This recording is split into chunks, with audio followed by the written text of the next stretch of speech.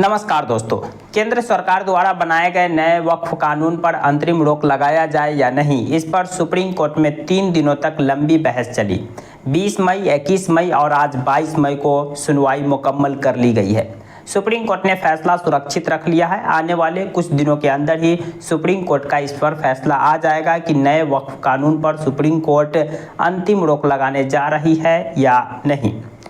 इस 3 दिन की सुनवाई में सबसे पहले याचिकाकर्ता की ओर से पक्ष रखा गया, फिर केंद्र सरकार ने अपना जवाब दिया, फिर उसके काउंटर में याचिकाकर्ता की ओर से भी फिर उन सवाल का जवाब दिया गया। सबसे पहले याचिकाकर्ता की ओर से पक्ष कपिल सिब्बल जी जो सीनियर एडवोकेट है उन्होंने रखे, अभिषेक मनु सिंघवी और सीनियर एडवोकेट राजीव धवन जी ने रखे। याचिकाकर्ताओं की ओर से पैरवी कर रहे एडवोकेट कपिल सिब्बल जी या अन्य जो वकील थे उन्होंने कई सारे दलीलें रखे, जिसमें आर्टिकल 25, 26 का हवाला दिया कि ये धार्मिक स्वतंत्रता का उल्लंघन है। और सबसे बड़ी दलील ये रखी गई कि वक्फ अल्लाह के नाम से किया जाता है, ईश्वर के नाम से किया जाता है। जो चीज़ एक बार दान कर दी जाती है उन्हें फिर से वापस नहीं लिया जाता है। और सरकार ने जिस तरह से वक्फ बाय यूजर को ख़त्म करने का नए कानून में प्रावधान किया है, इससे सैकड़ों साल पुराना मस्जिद, दरगाह और कब्रिस्तान अपना स्टेटस खो सकता है। इसके अलावा कपिल सिब्बल जी ने अपने दलील में कहा कि आज केंद्र सरकार कह रही है नए कानून के मुताबिक कि जो भी वक्फ की ज़मीन है वो वांशिंग पोर्टल पर अगर रजिस्टर्ड नहीं होगी तो वो उनका यानी स्टेटस बरकरार नहीं रहेगा। तो इस पर चीफ जस्टिस ऑफ इंडिया ने कपिल सिब्बल जी से पूछा, तो फिर जो भी वक्फ की जो संपत्ति थे उन्हें वांशिंग पोर्टल पर रजिस्टर्ड क्यों नहीं किया गया।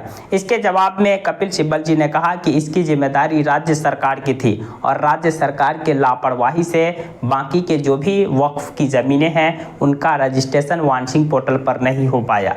और आज केंद्र सरकार कह रही है कि अब वो ज़मीन वक्फ की नहीं बचेगी जो वांशिंग पोर्टल पर रजिस्टर्ड नहीं था। यानी कि सरकार अपने गलती का फ़ायदा उठाना चाह रही है। यानी कि सरकार ने पहले तो उन्हें रजिस्टर नहीं किया, खुद गलती किया, और अब कह रही है कि रजिस्टर्ड नहीं है तो हम उन्हें वक्फ की ज़मीन नहीं मानेंगे।